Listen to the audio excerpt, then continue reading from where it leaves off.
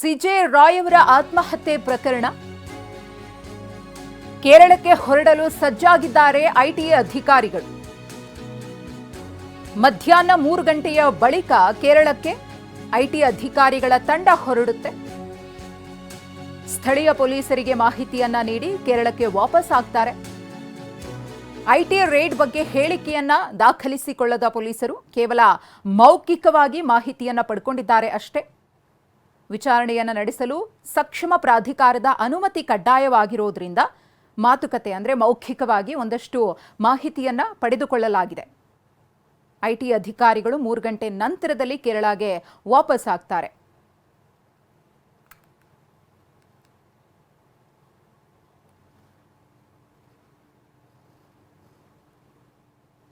ಇನ್ನು ಸಿಜೆ ರಾಯ್ ಅವರ ಸಾವಿನ ಸುದ್ದಿ ಕೇಳಿ ಬಹಳ ನೋವಾಗಿದೆ ಅಂತ ಹೇಳಿ ಬಿಗ್ ಬಾಸ್ 11ರ ವಿನ್ನರ್ ಆಗಿರುವಂತಹ ಹನುಮಂತ ಲಮಾಣಿ ಮಾತನಾಡಿದ್ದಾರೆ. ಸಿಜೆ ರಾಯ್ ಅವರ ಜೊತೆಗಿನ ಒಡನಾಟದ ಬಗ್ಗೆ ಒಂದಷ್ಟು ಮಾಹಿತಿಯನ್ನ ಹಂಚಿಕೊಂಡಿದ್ದಾರೆ. ನಮ್ಮ ಪ್ರತಿನಿಧಿ ಮಾತನಾಡಿಸಿದ್ದಾರೆ, ನೋಡೋಣ. ನಮ್ಮ ಜೊತೆಗೆ ಬಿಗ್ ಬಾಸ್ 11ರ ವಿನ್ನರ್ ಆದಂಥ ಹನುಮಂತ್ ಅವರು ನಮ್ಮ ಜೊತೆಗಿದ್ದಾರೆ. ಅವ್ರಿಗೆ ಪ್ಲಾಟ್ ಕೊಟ್ಟು ಅವರನ್ನು ಇನ್ನೂ ಹೆಚ್ಚಿನ ರೀತಿಯಲ್ಲಿ ಬೆಳೆಸಬೇಕು ಅಂತೇಳಿ ಆಸೆ ಪಟ್ಟರು ಸಿಜೆ ರಾಯ್ ಅವರು. ಅವ್ರ ಬಗ್ಗೆ ಮಾತಾಡ್ಲಿಕ್ಕೆ ಹನುಮಂತ್ ಅವರು ಇದ್ದಾರೆ. ಹನುಮಂತ್ ಅವರೇ, ನಿಮಗೆ ತುಂಬ ಸಹಾಯ ಮಾಡಿದ್ದಾರೆ. ಬಡತನದ ಬಗ್ಗೆ ಹೆಚ್ಚಿಗೆ ಕಾಳಜಿ ಇದ್ದಂಥ ಮನುಷ್ಯ, ಇವತ್ತು ನಮ್ಮ ಜೊತೆಗೆ ಅವರಿಲ್ಲ, ಏನು ಹೇಳಿ? ನಿನ್ನಿನ ಆ ಸುದ್ದಿ ಕೇಳಿ ನನಗೆ ಭಾಳ ಅಂದ್ರೆ ಭಾಳ ದುಃಖ ಆಗೈತೆ ರೀ. ಯಾಕಂದ್ರೆ ನನಗೆ ಸಿಜೆ ರಾಯ್ ಅವರು ಭಾಳ ಅಂದ್ರೆ ಭಾಳ ಸಹಾಯ ಮಾಡ್ಯಾರ. ಅವ್ರು ನನಗೆ ನಿನ್ನೆ ಆ ಸುದ್ದಿ ಕೇಳಿ ನನಗೆ ಭಾಳ ಅಂದ್ರೆ ಭಾಳ ಬೇಜಾರಾಗೈತೆ. ಇಲ್ಲ, ನಿಮ್ಮ ಊರಿಗೆ ಬರ್ತೀನಿ, ಮನೆಗೆ ಬರ್ತೀನಿ ಅಂತ ಹೇಳಿದ್ರು ಅಂತ ಹೇಳಿ. ಹೌದು ರೀ, ನಾನು ಬಿಗ್ ಬಾಸ್ ಮನೆಗೆ ಕಪ್ ಅದು ಇದು ಫೈನಲ್ ಆದಾಗ ಏನಪ್ಪ ಮನೆಗಿನಿ ಕಟ್ಟಿಸಿಲ್ಲ ಅಂದ್ರೆ ಇಲ್ಲಿ ಸರ ಇನ್ನು ಬಳಕೆ ಹೋಗಿ ಕಟ್ಟಿಸ್ತೀನಿ ರೀ ಅಂತಂದೆ. ಆಯ್ತಪ್ಪ, ನಿಮ್ಮ ಮನೆಗೆ ನೀವು ಓಪನಿಂಗ್ ಕರಿ, ನಿಮ್ಮ ಊರಿಗೆ ಬಂದ ನನಗೆ ಕುರಿ ಕೊಡ್ಬೇಕು ನೋಡು ಅಂತಂದ್ರೆ, ಆಯ್ತು ಸರ್ ಕೊಡಾನ್ರಿ ಸರ್, ಮತ್ತು ನಮ್ಮ ರೆಸಾರ್ಟಿಗೆ ಬಿಡಕ್ಕೆ ಒಂದು 5 ಕುರಿ ಕೊಡು, ನಾವು ಸಾಕ್ತೀವಿ ಅಂದರು. ಆಯ್ತು ಸರ್, ನೀವು ಬರ್ರಿ ಸರ್, ನಿಮ್ಗಿಂತ ಹೆಚ್ಚಿಂದ ಏನೈತಿ ಕೊಡಾನ್ರಿ ತಂದಿದ್ದೆ. ಈ ನಡುವೆ ಲಾಸ್ಟ್ ಯಾವಾಗ ಅವ್ರ ಜೊತೆ ಮಾತಾಡಿದ್ರಿ? ಅದೇ ಸರ್, ಬಿಗ್ ಬಾಸ್ ಫೈನಲ್ ಆತಲ್ಲ ಆವಾಗ ಮಾತಾಡಿದ್ವಿ.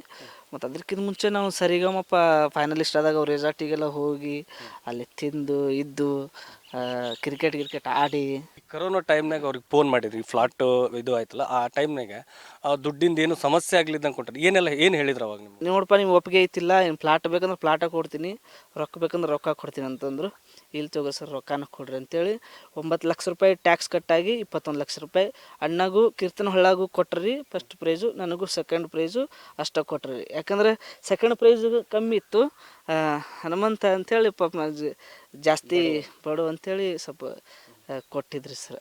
ಸಾವಿರಾರು ಕೋಟಿ ಒಡೆಯಾದರು ಬಡವರ ಬಗ್ಗೆ ಅಷ್ಟು ಕಾಳಜಿ ಇಟ್ಕೊಂಡು ಬಡವ್ರ ಜೊತೆಗೆ ಬಡವರಾಗಿ ಬದುಕ್ತಿದ್ರು. ಅವ್ರ ಲೈಫ್ ಸ್ಟೈಲ್ ನೋಡಿದಾಗ ನಿಮಗೇನು ಭಾರಿ ಖುಷಿ ಆಕೈತೆ ರೀ. ಅವರು ಅಷ್ಟು ರೊಕ್ಕ ಐತೆ ನನ್ನ ಕಡೆ ಹಂಗೆ ಹಿಂಗೆ ಅಂತಂದ್ರು. ಎಷ್ಟು ಚೆನ್ನಾಗಿ ಮಾತಾಡ್ತಿದ್ರಿ, ಭಾರಿ ಅಂದ್ರೆ ಹೆಗಲ ಮ್ಯಾಗ ಕೈ ಹಾಕ್ಕೊಂಡು ಬಾ ಕುಂದ್ರು, ಯಾಕೆ ಹೆದರ್ತಿ, ಚಾ ಕುಡಿ, ಅದು ಕಾಪಿ ಕುಡಿ ಅಂಥೇಳಿ ಕುಂದ್ರಿಸಿದ್ರಿ. ನಕಲಿ ಮಾಡ್ಕೊಂಡು ಅವ್ರ ಆಫೀಸ್ನಾಗ ಕೆಲಸ ಮಾಡೋ ಹುಡುಗಿಯರು ಯಾಕೇನು ಮಾಡ್ಕೊತಿ ಈಕಿ ಮಾಡ್ಕೊಂತ ಕಾಲು ಹೇಳ್ಕೊಂಡು ನಕಲಿ ಮಾಡ್ತಿದ್ರು ಸರ್. ಭಾರಿ ಬೇಜಾರ ಸರ್. ನಾನು ನಿನ್ನೆ ಆ ಸುದ್ದಿ ಕೇಳಿ ನನಗೆ ಅದು ನಂಬಕ್ಕೆ ಆಗಲಿಲ್ಲ ಸರ್.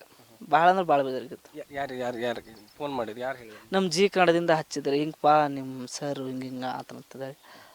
ಬೇಜಾರಾಯ್ತು ಸರ್. ಇದಿಷ್ಟು ಬಿಗ್ ಬಾಸ್ ವಿನ್ನರ್ ಹನುಮಂತ್ ಅವರ ಮಾತು.